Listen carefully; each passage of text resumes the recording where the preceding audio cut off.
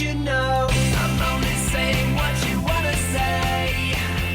I'm only doing what you wanna do now anyway. I'm only saying what you wanna say. I'm only doing what you wanna do now anyway. This is the future. This is the future.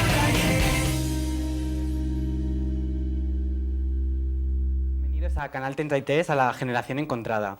Nosotros somos un grupo de jóvenes estudiantes de Periodismo y Comunicación Audiovisual en la Universidad Rey Juan Carlos. Tenemos la suerte que Canal 33 nos brinda la oportunidad de hacer un programa con el cual podemos adquirir práctica y experiencia, y sobre todo un primer contacto con este medio y con esta profesión. Estamos abiertos a las críticas y de hecho las necesitamos, puesto que todo esto no es más que un periodo de aprendizaje para todos nosotros. Aún no somos profesionales, pero sí aspiramos a llegar a serlo. De todas formas, ¿qué es la profesionalidad? ¿O dónde está la profesionalidad periodística? Está claro que entramos en una nueva forma de periodismo, donde las fronteras se diluyen. Decimos que hay una nueva forma de hacer periodismo y no entramos en si está bien o está mal, pero solo Dios sabe qué diría Kapuscinski si levantara la cabeza. Está claro que cada vez más hay gente que se adjudica el título de periodista. Nuestros compañeros de profesión les llaman usurpadores, o instigadores, o intrusos, pero nosotros nos preguntamos, ¿quién es más intruso? ¿Aquel que hace las cosas mal por no saber hacerlo o aquel que hace las cosas mal sabiendo hacerlo? Nosotros somos jóvenes, sí, queremos entrar y queremos cambiarlo todo. ¿Qué hay de malo en soñar? Aún no nos cobran por ello. Aunque con todos los problemas que tenemos, no nos dejan siquiera ni conciliar el sueño.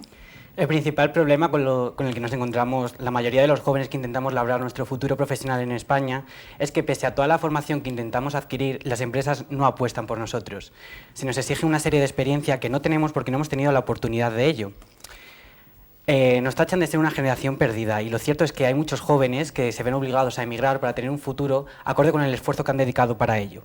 Sin embargo, y pese a todo, nosotros creemos en nuestra generación y creemos que el futuro necesita de nuestra generación. Nosotros nos hemos encontrado las fuerzas y la convicción para seguir adelante y hacer oídos sordos a todos aquellos que cuando les decimos que estudiamos periodismo nos dicen uno más para la cola del paro. Nosotros tenemos las fuerzas y la ayuda para seguir adelante. Hemos dado un paso que, aunque parezca muy pequeño, lleva muchísimo recorrido para adelante. Queremos deciros a todos aquellos que estáis perdidos que nosotros nos hemos encontrado y que si nos estáis viendo, bienvenidos a la Generación Encontrada. Hoy tenemos un programa cargado de contenidos. En ellos vamos a intentar resumir la actualidad de los últimos 30 días aproximadamente.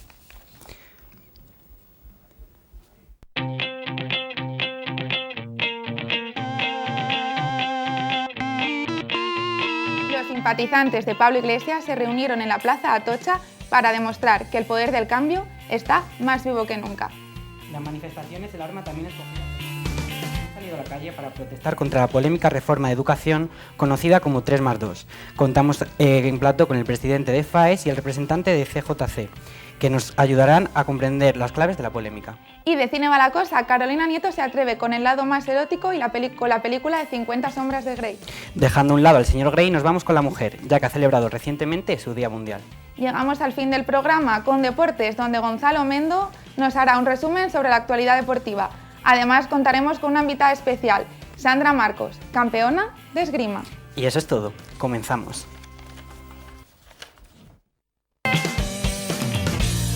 Era la señora Rosa Díez la que estaba de moda. La formación magenta. Luego estuvo Yo me rayo más en el editorial. este de la coleta, Intenso y con cuerpo. Mira, como yo. Miente. que son los morados. No es que sean morados, es que se han puesto. Como los osos. Y ahora tenemos otro que está de moda. Uno nuevo de moda. El naranjito. Bien llevado. Como adelantábamos al principio del sumario, comenzamos el programa con una de las marchas más multitudinarias de los últimos tiempos. Podemos consiguió reunir el pasado 31 de enero a más de 100.000 personas en Madrid en una protesta que sin duda superó con creces las expectativas de los manifestantes y de los convocantes. Nuestras cámaras estuvieron allí para verlo. El pasado sábado 31 de enero se produjo una de las más exitosas apariciones del partido político Revelación. En un año electoral clave e incierto, Podemos ya ha sacado músculo tras su marcha por el cambio. desde la plaza de Cibeles hasta Sol, una gran marea morada invadió Madrid desde las 12 de la mañana hasta las 3 de la tarde. Al ritmo de tic-tac, miles de personas levantaron sus banderas de Podemos, republicanas e incluso griegas. La multitudinaria convocatoria estaba pensada para ser el primer hito de este año de cambio. Así lo hicieron ver los principales miembros del partido, portando una gran pancarta con el tema que inundó Madrid: es ahora. Tanto Iglesias como Monedero comenzaron sus discursos saludando en castellano, gallego, catalán y euskera. Errejón prefirió hacerlo dando las gracias al pueblo en una mirada al reciente pasado de su partido. Nacimos hace un año desafiando lo imposible, confiando en la gente, confiando en la fuerza de la gente, y hoy Madrid se nos queda pequeño. Muchas gracias, compañeros y compañeras. El número 2 de Podemos defendió su intención de sacar a la mafia de las instituciones. Después pidió el voto para su partido y animó a las masas a recordar esta marcha histórica. Por su parte, Juan Carlos Monedero, sin mencionar sus recientes escándalos, adelantó que Podemos no quiere un trozo de la tarta, sino la tarta entera, aprovechando también para definirse como la otra opción ante la situación política y social en España. Y nos decían además que no hay alternativa. Entonces yo pregunto, si no hay alternativa, nosotros, tantos y tantas, ¿qué hacemos aquí? Lo estamos diciendo bien alto y bien claro, ¡somos la alternativa! Por último, el líder del partido hizo especial mención a los avances del nuevo gobierno de Grecia y en su diferencia del pueblo español y su porvenir. Afirmó además que la Unión Europea no es de Merkel sino de los ciudadanos, apelando de nuevo al pueblo y al cambio. Pablo Iglesias parecía emocionado ante aplausos y gritos de sí se puede. Les dedicó un discurso cargado de referencias a la ciudadanía y su poder. Incluso se atrevió a hacer una predicción política. Este año es el año del cambio y vamos a ganar las elecciones al Partido Popular. A falta de cifras oficiales, la policía calcula que al menos 100.000 simpatizantes acudieron a Sol. Carolina Vescansa se refirió en su discurso a decenas de miles de personas presentes. La realidad es que la cifra superó con creces las expectativas de los convocantes de la protesta, causa del colapso que obligó a bajar el ritmo de la marcha. Como medida preventiva, asistieron unos 400 antidisturbios, que no fueron necesarios en el despliegue de la manifestación, ya que no hubo ningún altercado violento. Pasadas las 2 de la tarde, los manifestantes vitoreaban el nombre del líder de Podemos y él concluía con unas palabras de agradecimiento y esperanza en el que será, según afirma, el año del cambio. Y de marcha a manifestación, nuestros compañeros se desplazaron hasta la manifestación convocada para protestar contra el polémico decreto 3+2, el cual pretende implantar 3 años de estudios generales con 2 de especialización o máster, contrastando con los datos actuales, que son 4 años de estudios con 1 de máster de especialización voluntario. Para ello contamos con Alejandro, presidente de FAES. Buenas noches, Alejandro. Con Javier, representante de CJC. Buenas noches, Javier. Buenas noches. Y con un magnífico reportaje elaborado por nuestros compañeros que nos cuenta un poco la opinión estudiantil que hubo en esa manifestación. Vamos a verlo y comentamos. El sindicato de estudiantes convocó una huelga de 48 horas los días 25 y 26 de febrero con motivo del anuncio del nuevo decreto ley conocido como el 3+2. Además, el día 26 tuvo lugar una manifestación en las calles de Madrid, así como en otras grandes ciudades como por ejemplo Valencia. Esta nueva ley, propuesta por el ministro José Ignacio Wert, tiene como finalidad que algunos grados pasen de tener 240 créditos a completar con 1 año de máster a tener 180 créditos a completar con 2 años de máster. Esto supondrá el despido de miles de profesores, así como el encarecimiento de las carreras de hasta unos 20.000 euros. Nosotros, la generación encontrada, estuvimos en la manifestación que se llevó a cabo en Madrid y los estudiantes nos dieron su opinión sobre el 3+2. Nos encontramos en Atocha, donde va a dar comienzo la manifestación por el nuevo decreto ley del ministro de Educación, José Ignacio Wert, más conocido como el 3+2. Este decreto ley supondrá la eliminación de los grados, en lo que habrán 3 años de carrera convencional más 2 años de máster. Esto supondrá un aumento del coste de las carreras hasta unos 20.000 euros. Además, habrá el despido de miles de profesores. ¿Es un buen plan el Plan Bolonia? ¿Se están haciendo bien las cosas en educación en España? Los manifestantes se quejaron del encarecimiento de las carreras, así como de la creación de una universidad solo asequible para aquellos que tengan un alto nivel adquisitivo. Está claro, ¿no? Lo que pretenden hacer es convertir la universidad pública en un coto un coto privado que se lo pueda pagar, ¿no? Con las tasas abusivas que ya tenemos y encima quieren implantar 2 años de máster, ¿no? Va a ser impagable, ¿no? Para la mayoría de las familias que no pueden acceder a esta universidad pública. Lo del 3+2 ha sido una brutalidad y bueno, con el único fin de expulsar al hijo del obrero de la universidad y que solo pueda acceder quien se pueda permitir 15.000 y 20.000 euros de carrera. Otros aseguran que lo que se consigue con esta nueva ley es devaluar el título de grado. Primero con la 11 para las enseñanzas medias y la primaria, y esto que es ya la piedra de toque para que no pueda entrar en la universidad ninguno que no pueda pues tener grandes sumas de dinero para ir, ¿no? Con el 3+2, quitándole un año al grado y poniéndoselo al máster mucho más caro, y además pues eso, que el título de grado se vea totalmente devaluado para poder luego trabajar, con lo cual ese es el objetivo fundamental y hay que impedírselo y aquí estamos para ello. Una impresión generalizada es la de que se quiere convertir la educación en un negocio, al igual que ocurre, por ejemplo, en Estados Unidos, donde los estudiantes alcanzan deudas de hasta 90.000 euros al finalizar sus estudios superiores. Evidentemente, cuando tú cobras a una persona 15.000 o 20.000 euros por estudiar, te estás lucrando, ¿no? Entonces, lo que dice el sindicato de estudiantes es que la educación debe ser pública, gratuita y de calidad, y sobre todo para todos y todas. Ya lo podemos ver en las universidades, ¿no? Como muchos de los servicios están privatizados, ¿no? Convirtiéndose en negocio para las empresas y además pues eso, lo que pretenden es que el estudiante pague un porcentaje muy alto de lo que cuesta la universidad, ¿no? Cuando ya lo pagamos, ¿no? Cuando nuestros propios impuestos, con los impuestos de nuestros padres, que en definitiva es, pues eso se convierte en la universidad de toda la sociedad, ¿no? Esa es un poco la línea de Estados Unidos, donde la deuda estudiantil que adquieren los estudiantes cuando salen de la universidad es brutal. También en Gran Bretaña tenemos el ejemplo aquí cerca, que se subieron las tasas, se han aplicado reformas similares a las que quieren implementar y donde la media es de unos 60.000 euros de deuda cuando sales de la universidad, ¿no? Porque de hecho después del 3+2 también quieren implementar las becas préstamo, que es que en vez de que te den una beca, porque todos tenemos derecho al estudio, tú te tengas que endeudar con un banco que dicen que es un interés muy bajo, pero al final sabemos eso a lo que nos conduce, y para que bueno, se ganen inmensas cantidades de dinero con nuestra educación en vez de que sea un derecho. Muchos se aventuran a decir que con este decreto se está buscando el tener una sociedad menos preparada.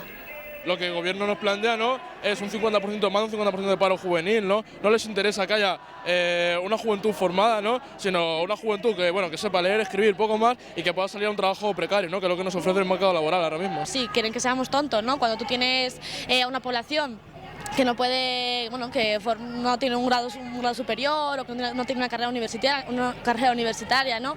Que no tiene una formación superior, crees que puedes manejarla de cualquier manera, cuando en realidad no es verdad. Los estudiantes vamos a luchar y estamos luchando.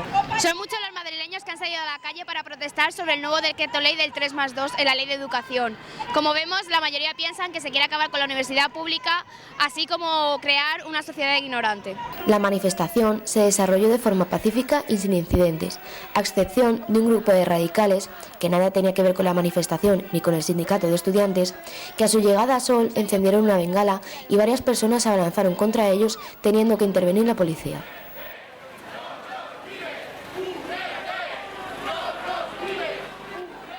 Esta es la opinión de la calle y ahora vamos a conocer una opinión más experta.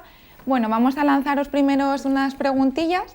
Os quiero comentar un poco los aspectos negativos que se han comentado sobre este decreto. Uno de los aspectos negativos, el más polémico, es el precio que supondría costearse una carrera universitaria, puesto que el precio del crédito en una carrera actual de un 4+1, pues una carrera es 20 euros el crédito, en un máster son 60 euros el crédito. Esto hace que los precios se eleven a 60.000 euros, no, a 20.000 euros una carrera. También una especialización por parte de los profesores para poder impartir los máster, lo que reduciría la plantilla de profesores, y por otro lado la falta de homogenización que habría en las carreras, puesto que, por ejemplo, aquí en Madrid no se adoptaría el decreto 3+2 al ser voluntario de adopción, y en Cataluña imaginaos que sí. Estos son los aspectos que se nos plantean. ¿Qué opinión tenéis acerca de ello? Bueno, como bien decías, creo que lo principal es el aumento del precio. Eso lo que va a hacer es excluir a la gente de poder acceder a la titulación universitaria. Esto se va a reflejar luego en la sociedad y en que no vamos a tener a gente formada para los puestos de trabajo que necesitamos.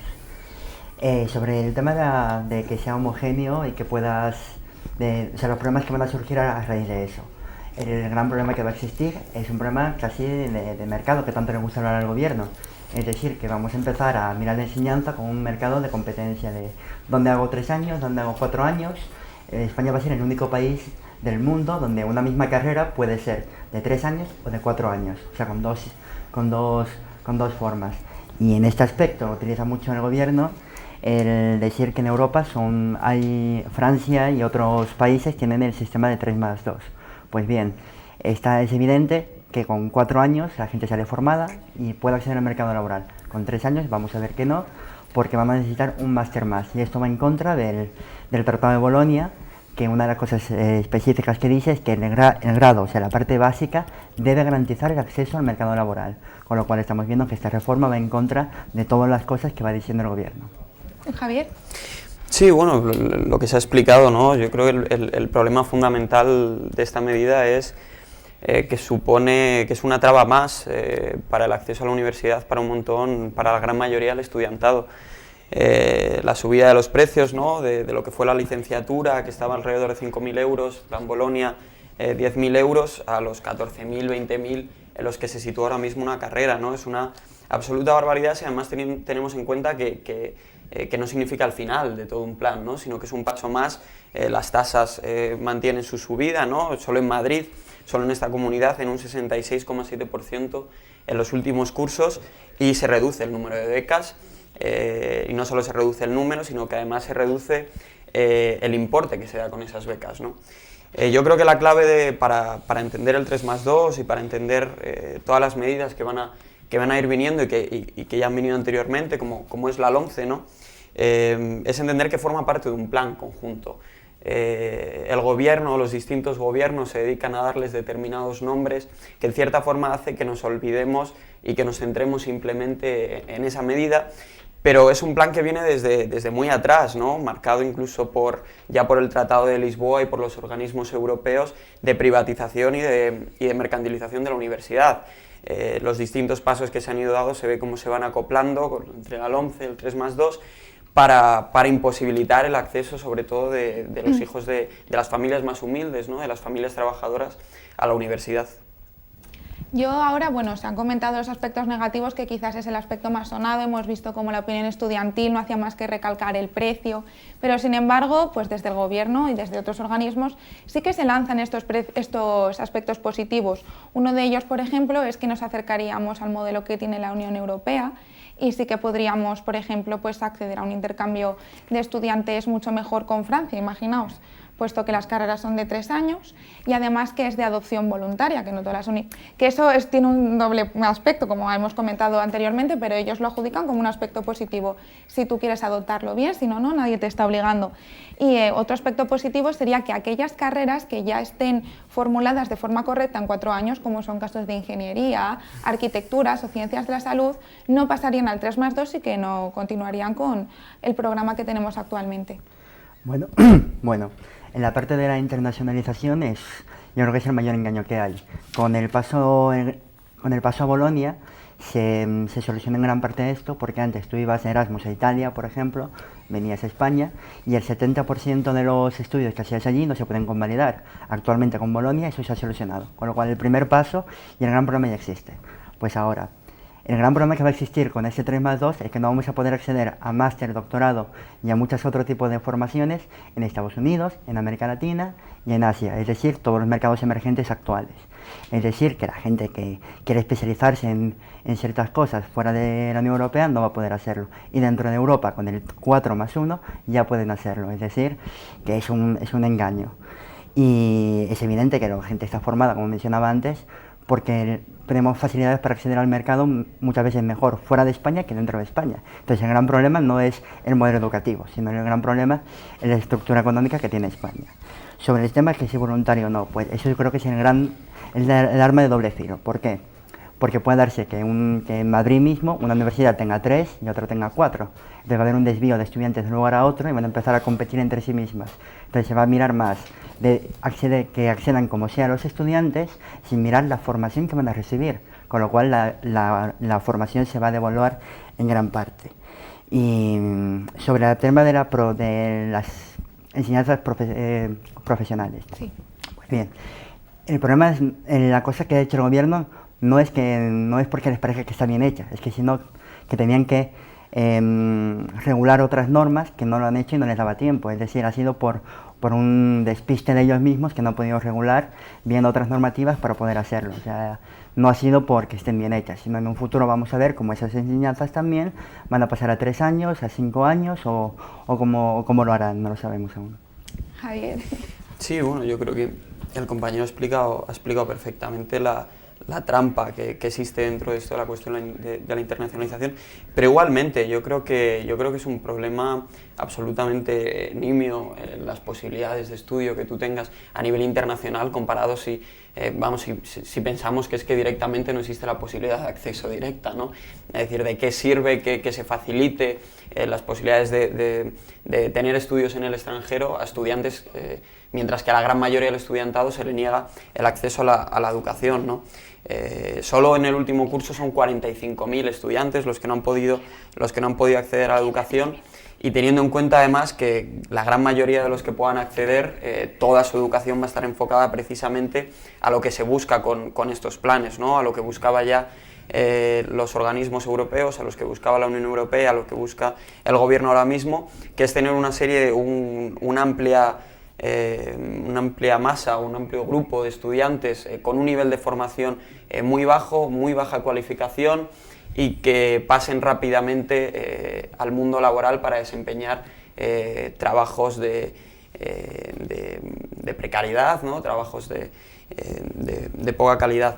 Yo creo que eso es lo principal, tratar de cambiar el objetivo o el centro del debate hacia tienes mejores posibilidades de estudio cuando directamente tantos estudiantes se están quedando fuera, y cuando la situación de paro juvenil además en este país es tan grande, es tratar de engañar a los estudiantes que se ven afectados por esta medida. Para finalizar, un poco a modo de reflexión, vosotros dos representáis a 2 colectivos estudiantiles y os quería dar un dato. Se sometió a referéndum el decreto en las universidades. El índice de mayor participación lo tuvo la Universidad Complutense con un 23,7% de participación estudiantil. ¿No creéis que dentro del seno de los estudiantes, que somos de verdad los afectados, que tenemos que protestar por esta ley, existe una pasividad? Y luego permitidme que os añada otra cosa y ya me contestáis a todo. Este tipo de leyes que nos afectan realmente a nosotros, ¿no deberían, os lanzo una reflexión, ser sometidas a referéndum para decir nosotros qué queremos? Bueno, el tema de la participación yo creo que pasa en casi todos los colectivos. Hasta que no ves que te afecta directamente, la gente no participa, lamentablemente, por mucho que las asociaciones estudiantiles, en este caso, nos pongamos a explicarlo, la gente hasta que no lo siente realmente no ve que existe ese problema y no se manifiesta. En España tenemos una baja implicación en la política en general, en partidos políticos, sindicatos, asociaciones estudiantiles, con lo cual es algo que no solamente afecta a estudiantes, pero es verdad que debemos hacer todos una labor para aumentar esto. Sobre el tema de la reforma y de que debemos opinar sobre eso, yo creo que son 2 cosas. Una, que deben existir mayores mecanismos para que podamos participar en la democracia día a día, y ya existen las tecnologías de la información y la comunicación, nos ayudan en gran parte a esto, y por otra parte también existen otros órganos que ya funcionan para esto, que a través de la representación se puede hacer, como son el Consejo de Estudiantes del Estado, como otros organismos que existen. ¿Qué pasa? Que no se utilizan y el gobierno actual ha pasado totalmente de ellos, pero tanto en el ámbito estudiantil como el sanitario o muchos otros, con lo cual hay 2 mecanismos, el representativo y el directo, y actualmente estamos viendo como ambos fallan y no funcionan. Javier. Sí, bueno, yo creo que a la hora de pensar por qué la participación estudiantil es tan baja, hay que tener en cuenta varios factores, ¿no? Es decir, las medidas que realizan los distintos gobiernos no son simplemente para imposibilitar el acceso a la educación a los estudiantes, sino incluso para imposibilitar la organización y la concienciación del propio estudiantado, ¿no? Ejemplo de ello es el Plan Bolonia. El Plan Bolonia, uno de los principales problemas con los que nos enfrentamos los estudiantes a día es la cuestión de los horarios. los estudiantes de las familias obreras, de las familias trabajadoras, estamos condenados a estudiar y trabajar a la vez para poder pagarnos las tasas, ¿no? Si a eso tenemos en cuenta que la asistencia es obligatoria en las asignaturas y que luego pongamos que por la tarde, si vamos a clase por la mañana, tenemos que ir al trabajo, pues poco tiempo queda para poder pensar en cualquier otra cosa, ¿no? Eso está hecho de forma consciente, ¿no? Y yo creo que además los que estamos ya organizados dentro del movimiento estudiantil o dentro de diferentes movimientos políticos, tenemos que pensar que los problemas no están siempre fuera, ¿no? No son los estudiantes, porque al final lo tan manido de los estudiantes no se implican o no están concienciados, son una excusa para que continuamente andemos dentro de lo mismo. Yo creo que es necesario que se cambien los métodos y las dinámicas de trabajo dentro del movimiento estudiantil que se han venido haciendo y analizar cuáles han sido los problemas hasta ahora. Principalmente, yo creo que hay un problema grave de representación dentro de los centros para tanto las asociaciones estudiantiles como de otros organismos políticos que existen. Y ese problema se da en que los estudiantes notan y ven que no representan directamente sus intereses. Lo que es necesario es que el movimiento estudiantil empiece desde abajo, empiece desde la base, empiece desde los propios estudiantes, organizándose ellos mismos, y que además tenga un doble enfoque, digamos, un principal enfoque organizativo. Es decir, uno de los problemas más graves que nosotros creemos que existen ahora mismo es que las medidas del gobierno sean a nivel estatal, en absolutamente todas las comunidades, en todo el país, y sin embargo la respuesta de los estudiantes varía dependiendo de las comunidades autónomas o existen distintos sindicatos, ¿no? Principalmente organización estatal para responder de forma homogénea en todos los lugares del Estado, y también el enfoque, ¿no? Creo que el enfoque político ideológico es muy importante. Ya es hora de que los estudiantes dejemos de confiar en otras fuerzas o caminemos bajo pabellones ajenos y pongamos las confianzas en determinados gestores o en determinados políticos, y que lo que empecemos es a tener claro que dentro de la estructura política y económica en la que actualmente está el país, dentro de los organismos europeos, que son los que marcan todas estas medidas, poco pueden hacer los estudiantes, ¿no? Y que tengan en cuenta que el instituto y la universidad del empresario que quiere el Partido Popular, pero que han favorecido otros partidos en otras épocas de gobierno, tiene que cambiarse por una educación que esté a nuestro servicio, hecha a nuestra medida, es decir, una educación al servicio, digamos, del pueblo trabajador. Una duda que nos surge a raíz de ver el reportaje que han elaborado. Un chico ha hablado de las becas préstamo. ¿Podríais explicarnos un poco cómo sería el sistema? Porque algo se lanzó ya el verano pasado, pero queremos saber vuestra opinión. Bueno, las becas préstamo es un sistema que se utiliza en países como Estados Unidos en gran parte, que es que tú realizas un préstamo bancario con ciertas facilidades, entre comillas, porque la factura viene luego, que tienes a lo mejor una excedencia de 2-3 años para pagarlo, pero que finalmente tú te prestas el dinero y al final cuando te incorporas al mercado laboral lo pagas. ¿Qué es lo que pasa? Que la parte negativa de esto es que lo que ahora mismo nos cuesta 3.000 euros, a lo mejor estudiar un grado entero, o no sé si costaba antes, ahora ha subido bastante, pues ahora mismo con las becas préstamos pueden llegar a costar 40.000 euros, es decir, ya de entrada, si quieres entrar en el mundo universitario, tienes una deuda de 40.000 euros, y si hablamos del máster, puede llegar a, 60, 80, 100.000 euros, entonces es bastante negativo. El verano pasado, como comentabas, la Secretaría de Estado lanzó el mensaje, y la respuesta fue tan rotunda diciendo que no y que no era viable, de manera que echaron para atrás, pero siguen constantemente intentando sacarlo, y no sabemos cuándo nos lo pueden meter. Javier.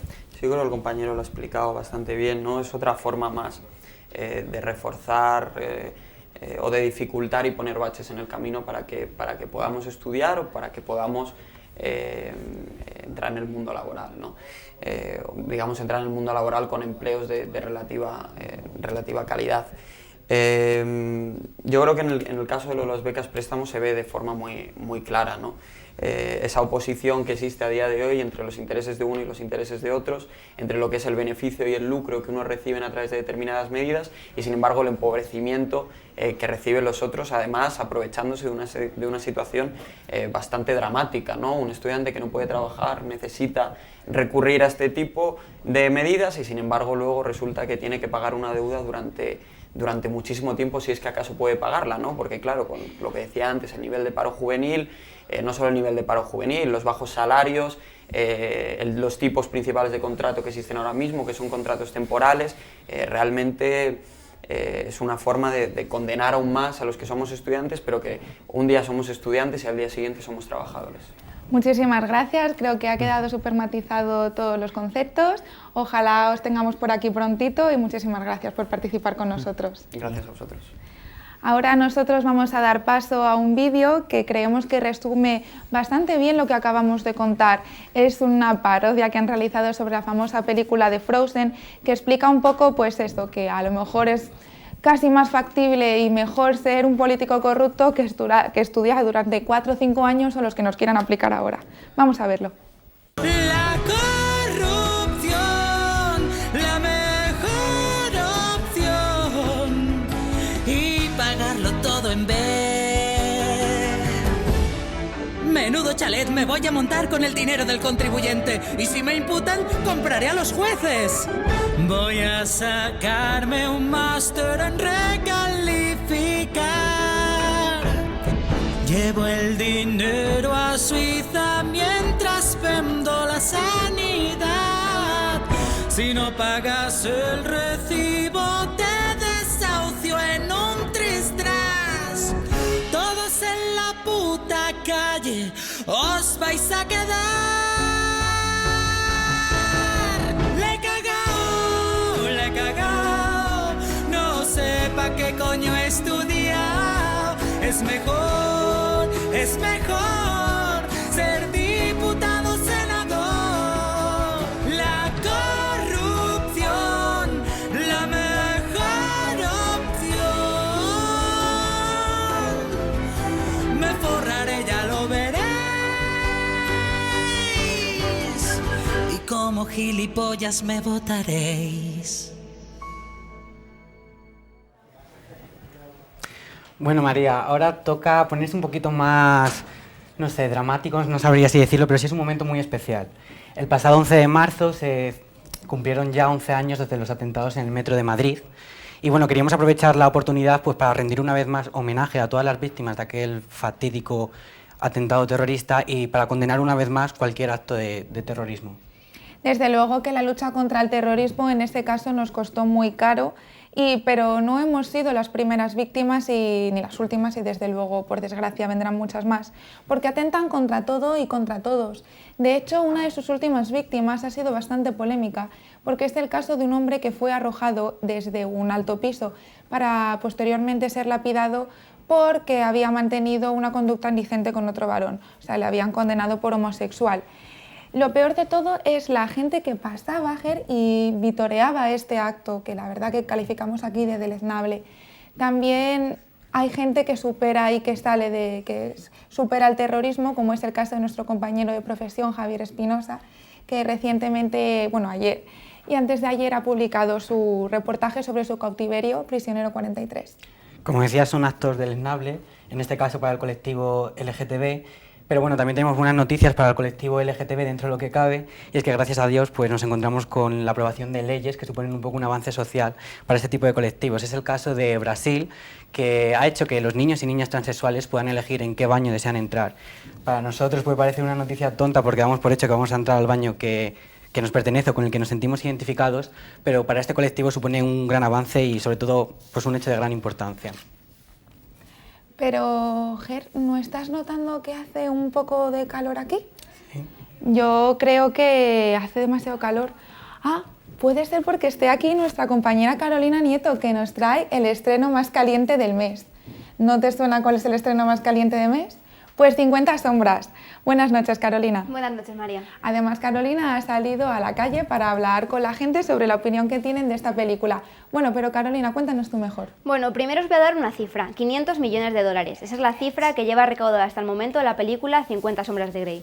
Pero no solamente ha sido ese el récord que ha conseguido, también ha conseguido, al ser el mejor estreno de una película calificada para adultos, el mejor estreno en España desde 2012 con la película Lo Imposible, y la película que más ingresos ha generado en un solo día. En cuanto al argumento, Anastasia Steele, interpretada por Dakota Johnson, es una joven estudiante de literatura que se encuentra en su último año de carrera y que decide ayudar a su compañera de piso haciéndole una entrevista al conocido y multimillonario Christian Grey.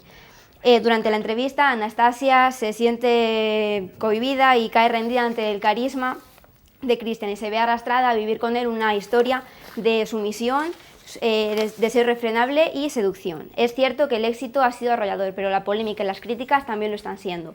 Existen rumores sobre la posible salida del actor Jamie Dornan por la avalancha de críticas que ha recibido y también por el descontento que tiene su mujer por las múltiples escenas íntimas que aparecen en la película, pero ha terminado confirmando que esto no va a ser así y que va a continuar con su papel en la saga. La que sí abandona el proyecto es la directora Sam Taylor-Johnson por el excesivo control que quiere realizar la autora de los libros en la película y en el rodaje. En cuanto a las críticas, hay de todo, tanto buenas como malas. La mejor parte se la lleva la directora, que ha sabido muy bien llevar la propuesta literaria a la gran pantalla, y la carga humorística que la ha sabido llevar muy bien la protagonista, Dakota Johnson. En cuanto a las malas, pues se las lleva el protagonista, porque dicen que su interpretación ha sido un tanto forzada y ha sido bastante forzada. Pero como dice el dicho, para gustos los colores. Por esta razón hemos querido salir a la calle para conocer la opinión que tiene la gente sobre esta película. ¿Has visto la película 50 sombras de Grey? Sí. ¿Y qué opinas sobre ella? Pues a mí me ha gustado. Lo único es que tendrá que salir una segunda, ¿no? No, todavía no la he visto. Sí. Y pues muy bien, a mí me ha gustado. Pues para mí es un poco flojita, la verdad. Porque yo me esperaba un poco más, yo qué sé, otro tipo de escenas, porque lo que sale realmente no es una película de amor. O sea, no tiene mucho más. No, me han hablado muchísimo de ella. ¿Te ha gustado cómo han actuado? Ella sí, ella no lo hace mal. La va el papel, la verdad, pero él, pues hombre, está un poco más, no sé, esperábamos otra cosa, pero vamos, que lo hace bien el chaval. ¿Y crees que el bombo que le están dando, la promoción, es para tanto o no? Yo creo que no, no le están dando tanta... Pienso que no, de los comentarios que me han dicho, creo que no es para tanto. No le están dando mucha vuelta a la película, ¿sabes? Por los comentarios que he oído, tampoco es tan fuerte como la gente se esperaba, no está relacionado con el libro. Yo creo que sí. Ya le dieron mucho bombo a los libros y ahora a la película, yo creo que sí. Demasiado bombo, porque yo creo que se esperaban que eso iba a ser, vamos, lo máximo, y luego, por lo visto, no tiene que ser tanto. Entonces, ¿irías a verlo o recomendarías que la gente fuera? Yo, personalmente, yo no voy a ir a verla, porque me han desengañado totalmente. Comparado con el libro, creo que el personaje no da la talla. ¿Y recomiendas entonces ir a ver la película o no? A ver, yo sí, porque a mí me ha gustado y la he visto 3 veces. Pero vamos, que yo sí recomiendo que vayan a verla. La verdad es que no me ha llamado la atención y además, como dicen que está peor que el libro... Sí, hombre, si se han leído el libro, sí, si no, bueno... Yo no iría a verla, mi mujer sí quiere ir a verla. También se ha leído el libro, entonces, pero vamos... Yo no soy partidario de ir a ver ese tipo de películas, puesto que no es realmente lo que están vendiendo. Entonces, ¿no recomendarías que la gente fuera a verla? Bueno, cada uno puede hacer lo que quiera. Ante los gustos no hay nada escrito. Como vemos, el famoso Christian Grey está teniendo una gran acogida entre el público femenino. Encontramos dos bandos. Los fans de la historia siguen apoyando la película y creen que la crítica ha sido exagerada. En cambio, encontramos más personas de las que pensábamos que no han ido a ver la película ni creen que vayan a hacerlo. Bueno, como hemos visto, encontramos a la gente dividida entre sí. Como tú bien has dicho, la directora ha dicho que no quiere seguir con el proyecto y como vemos también en muchos de los comentarios, la película no se acaba de adaptar del todo bien al libro, había muchas diferencias. Lo que yo sí que te quería decir es que la música, por lo visto, la crítica sí que ha tenido pues una buena opinión, ¿no?, sobre las bandas sonoras que se utilizan aquí en la música. Yo querría saber, Carolina, si tú, tras lo que has visto ahí en la calle, ¿recomendarías ir a verla o no? Bueno, a ver, depende la gente y si han leído el libro o no, pero yo he leído el libro, he visto la película y no se corresponde. Realmente se saltan muchos trozos y muchas partes y no creo que tenga... Sobre todo ha sido el bombo y la publicidad que le han estado dando lo que ha hecho que a lo mejor que la gente vaya a verla, pero en sí tampoco es para tanto. Desde la perspectiva de la mujer y nunca mejor dicho, pues todo el contenido que tenemos en el programa. Lo que se critica a este libro es que presentan a la típica mujer desvalida, que necesita a un hombre para poder resarcirse y para poder sentirse persona y para protegerla. ¿Tú qué opinas acerca de esto? No estoy para nada de acuerdo con el papel que le han dado a la mujer y sobre todo el carácter misógino que tiene la película, porque la dejan en muy mal lugar. Muchísimas gracias, Carolina, un estupendo trabajo, esperamos verte pronto por aquí.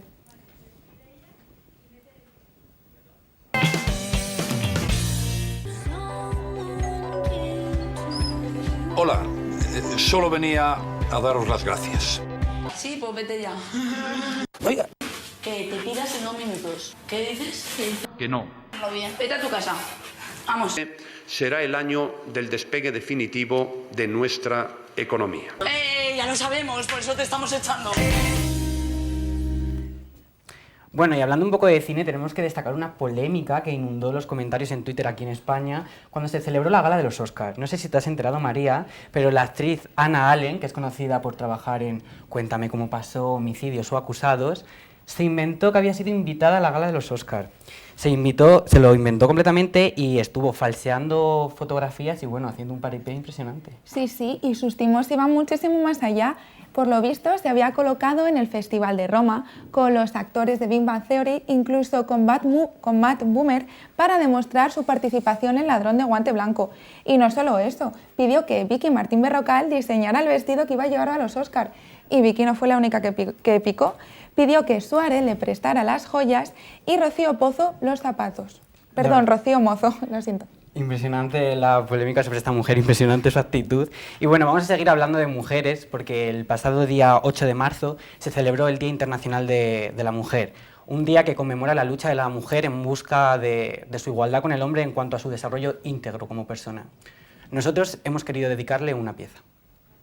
El día 8 de marzo el mundo entero celebra el Día Internacional de la Mujer, un día dedicado para ellas, para todas, tras 364 días como la compañera del hombre.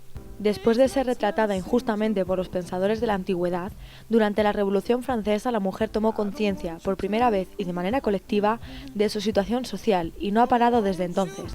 Pasando por 3 olas y etapas decisivas para los derechos como la Revolución Hippie, el feminismo se hizo cada vez más fuerte unido a otras causas. Pero lo cierto es que esta conmemoración nace de una historia de abuso y explotación que causó la muerte de 146 mujeres un 25 de marzo de 1911. 2 años antes ya se había celebrado por primera vez en Estados Unidos el Día Nacional de la Mujer, organizado por las mujeres socialistas debido a unas penosas condiciones de trabajo. Unas 15.000 mujeres marcharon por las calles de Nueva York exigiendo una reducción de la jornada laboral, mejores salarios y derecho a voto. En noviembre de ese 1909 comenzó la huelga de las camiseras, también conocida como el levantamiento de las 20.000. Ya en 1911, un día como otro cualquiera, en una fábrica de Nueva York, más de 100 mujeres trabajaban confeccionando camisas para Triangle Set Waist. No lo hacían en condiciones normales, eran en su mayoría chicas jóvenes, inmigrantes, con un horario de 9 horas diarias, ganando por sus 52 horas de trabajo entre 7 y 12 dólares semanales. De repente se desató un incendio que no dejó posibilidad de huir a ninguna de las allí presentes. Esto se debió principalmente a la decisión de la directiva de cerrar todas las puertas de las escaleras y salidas para evitar robos y reprimir movimientos obreros. La mayoría murió entre quemaduras, derrumbes y humo, pero otras recurrieron al suicidio ante la imposibilidad de escapar. Más de 100 años después, las causas están sin determinar. Se habla de una colilla mal apagada o un fallo de una máquina de coser. De cualquier modo, las costureras neoyorquinas exigían un trato digno y se encerraron en la fábrica esperando ser escuchadas. Este desastre industrial, el más mortífero de la ciudad hasta ahora, obligó a realizar importantes cambios en las normas de seguridad y salud laborales. Su primer fruto fue la creación del Sindicato Internacional de Mujeres Trabajadoras Confeccionistas, y desde entonces se ha extendido a todo el mundo. Desde su aprobación oficial por la Unión Soviética tras la Revolución Rusa de 1917, la fiesta comenzó a celebrarse en muchos otros países, por ejemplo en China desde 1922 o en España desde 1936. Y por fin, en 1977, la ONU proclamó el 8 de marzo como Día Internacional por los Derechos de la Mujer. Por razones físicas o históricas, habían sido discriminadas en el trayecto de los años, hasta llegar a la etapa de la cordura. La suerte de las mujeres comenzó a cambiar cuando dejaron de ser silenciadas, y aún queda mucho camino por recorrer. No son la costilla de Adán, no son un complemento del hombre, y luchan cada día por demostrar que no existe el sexo débil.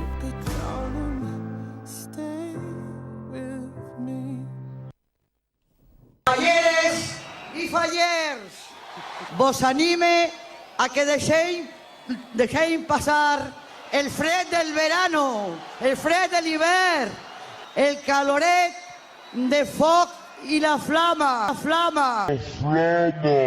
El caloret faller. La llegada de l'arribada de la festa fallera.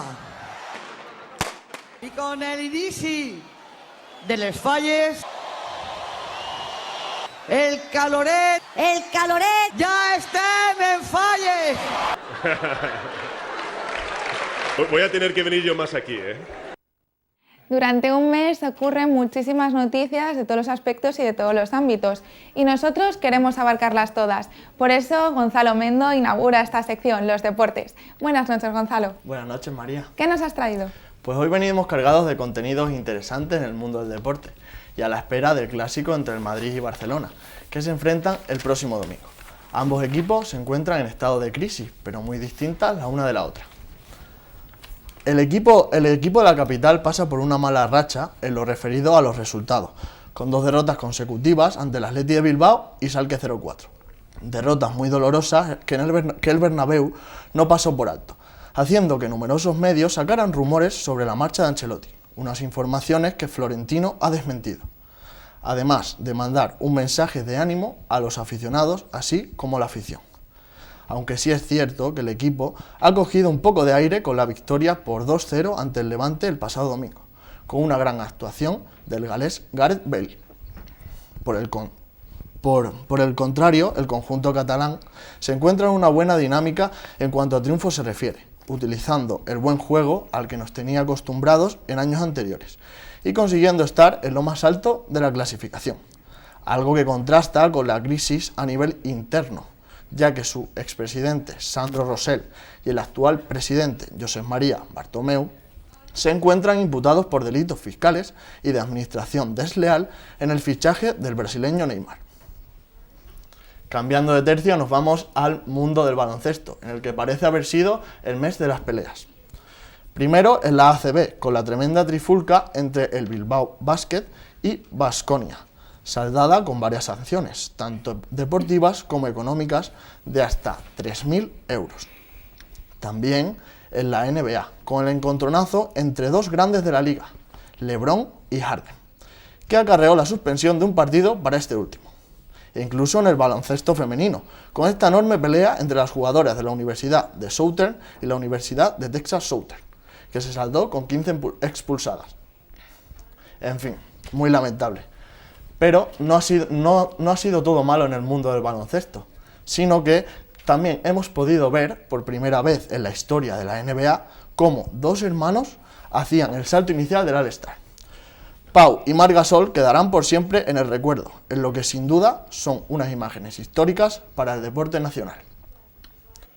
El deporte femenino vuelve a darnos una alegría, esta vez por parte de Carolina Marín, que consiguió el pasado 9 de marzo hacerse con el All England, un torneo de bádminton más prestigioso del mundo, consiguiendo así una triple corona en menos de un año, ya que a este título se le unen las 2 medallas de oro conseguidas en el Mundial y el Europeo.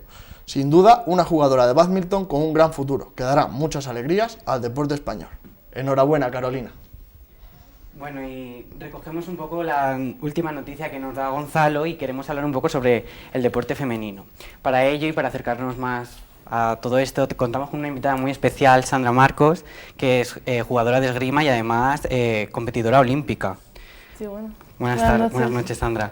Lo primero que te quería preguntar es, ¿cuánto llevas haciendo esgrima? ¿Cómo decides que quieres dedicarte a hacer esgrima? Pues esto empezó hace 12 años, con una exhibición que hicieron en el instituto y probando, y eso se acercó el entrenador que por entonces entrenaba en el club y me dijo, ¿por qué no vienes y te pasas el jueves a probarlo? Que he visto que se te da bien y lo mismo pues te apetece ir un día. Dije, venga, sí, ¿por qué no probar? Entonces fui allí, me gustó y me quedé. Y bueno, la esgrima es un deporte que quizá no es suficientemente conocido como pueden ser otros deportes, y menos encima la esgrima femenina. ¿Alguna vez te has sentido juzgada en tu entorno por dedicarte a un deporte que muchos juzgan como un deporte masculino? Yo creo que eso ya está superado, lo de este deporte para chicos y este deporte para chicas. Es verdad que se le presta más atención al deporte masculino, pero ahora el femenino, pues con deportistas como por ejemplo Mireia Belmonte, que me parece que conoce ahora todo el mundo, Arantxa Sánchez Vicario, que también fue muy conocida por entonces. Pues yo creo que también se da a conocer el deporte femenino. Ya no es todo masculino, es verdad que otros deportes, como sobre todo en los deportes por equipos, como puede ser el fútbol, el baloncesto, que no se tiene tanto en cuenta justo el ámbito femenino, pero también tienen sus resultados. Lo que pasa es que están enmascarados por el masculino. ¿Crees que, por ejemplo, los medios de comunicación tratan igual a ambos deportes en cuanto a femenino y masculino? Porque, por ejemplo, muchas de las deportistas que tú has mencionado, en muchas ocasiones se ven luego también juzgadas con cosas que no tienen nada que ver con el deporte, como puede ser su estética, su forma de vestir, sus gustos, y esto con los hombres quizá no pasa tanto. ¿Tú qué opinión tienes sobre esto? Es verdad que no pasa tanto con las mujeres, sí es verdad que nos tratan pues de eso, de mira cómo va vestida, tal, pero es cierto que el deporte masculino pues tiene como más atención mediática. Las deportistas estas que he mencionado antes sí se han quejado en los medios de comunicación este trato, además que tanto patrocinadores como subvenciones también son menores en el deporte femenino y eso se nota mucho. Menos mal que ahora están empezando con programas de deporte femenino, como el que está llevando ahora el Comité Olímpico Español, que está intentando fomentar justo el deporte femenino, pues dando ayudas que solo pueden destinar a las chicas, incluso obligan a las federaciones que X puestos sea solo para mujeres. Entonces nos están intentando introducir en el ámbito.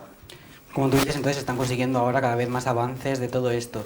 Pero es cierto que quizá los medios de comunicación sí que siguen dando una mayor importancia a los deportes masculinos, puesto que, por ejemplo, las ligas de fútbol masculinas son mucho más retransmitidas por todos los medios de comunicación que una liga de fútbol femenina. ¿Tú crees que esto va en detrimento del deporte femenino, el que los medios de comunicación solo normalicen quizá pues las ligas masculinas? Yo creo que se le debería prestar más atención al deporte femenino. Quizá no tanto como... A ver, hay más tradición en el deporte masculino. A mí me gustaría que el deporte femenino se tratase igual, pero también es cierto que a veces hay más espectacularidad en el deporte masculino, pero por ejemplo en otros como la gimnasia rítmica pasa justo lo contrario. De hecho, hubo una queja de los chicos que hacían gimnasia rítmica porque la federación no quería reconocer ese deporte como oficial, sino que tenían que hacer las competiciones como algo clandestino, porque decían que ese deporte era exclusivamente para mujeres. Entonces, pues a mí, por ejemplo, eso no me parece justo. Sí, que por lo que nos dices también no solamente que haya machismo, sino que hay más bien sexismo, que hay deportes que se consideran femeninos y los hombres tienen problemas para acceder a ellos, y viceversa. También otra polémica que es muy común es sobre que haya ligas masculinas y femeninas y no se creen pues ligas mixtas de la misma forma que se crean, con la misma importancia y misma relevancia, quiero decir, que se crean este tipo de ligas. ¿Tú crees que es necesario que haya ligas mixtas o crees que están bien diferenciadas? Es que yo opino, por ejemplo, que tanto, o sea, mujeres y hombres físicamente no somos iguales. Los hombres sí es verdad que son más fuertes, las mujeres somos más flexibles. Entonces, yo creo que sí hay una diferencia, que lo de apoyar ligas mixtas, pues yo lo veo bien, ¿por qué no? Yo creo que las mujeres pueden estar a la altura, así que ¿por qué no fomentarlo? Sí, pero que piensas que a lo mejor también no solamente es por machismo ya el separar las ligas, sino porque sí que es cierto que hay ciertas características fisiológicas que nos diferencian, ¿no? Sí, que lo impiden. Tú, como hemos dicho al principio, pues eres competidora olímpica o por lo menos estás participando, ¿no?, dentro de una... bueno, no sé cómo se llama, asociación o algo parecido. ¿Cómo te preparas para las Olimpiadas? ¿Cómo es ese momento de preparación, ese estrés, cuéntanos? Pues hay que dedicarle muchas horas. Hay que sacrificar muchas cosas, por ejemplo, salidas con los amigos, te pierdes un montón de cumpleaños, hay que organizarse a contrarreloj. Yo, por ejemplo, pues me levanto a las 7:30 de la mañana, pues me como el atasco de Madrid para llegar al centro de alto rendimiento, allí entreno 2 horas específico, luego hago otra hora y media de entrenamiento físico, como rápido, me voy a la universidad, incluso hay días que vuelvo a ir a entrenar y ya cuando llego a casa estoy exhausta y pues no me queda otra que echarme a dormir. O sea que es casi imposible, ¿no? Por lo que nos cuentas es pues hacer milagros, el compaginar todo lo que es una preparación olímpica con universidad y pues, tu vida social y demás. A la hora de trabajar, por ejemplo, entonces, ¿tienes impedimentos para encontrar trabajo o cosas así por el tiempo que te ocupa todo esto? También tenemos ayuda por parte del Comité Olímpico Español, que nos ofrece, pues tiene una bolsa de empleo en la que pues cuando ya estás en el tránsito entre introducirte a la vida laboral y ya estás terminando con la vida deportiva, pues a lo mejor te encuentran un trabajo que puedes compaginar con tu vida deportiva hasta cierto punto, claro, porque llega un momento en que ya decides abandonar. Así que en ese aspecto no hay muchos problemas. Además, con las ayudas, becas y eso, pues se puede ir viviendo. Y ahora mismo, pues bueno, a lo mejor ya compaginar, tenéis ayudas y demás para esto, pero supongo que ahora que estás en entrenamientos quizás no tanto, pero el prepararse para una competición olímpica supondrá un nivel de estrés y demás. ¿Tú lo has notado? ¿Te sientes no, evidentemente agobiada? Lo noto, claro.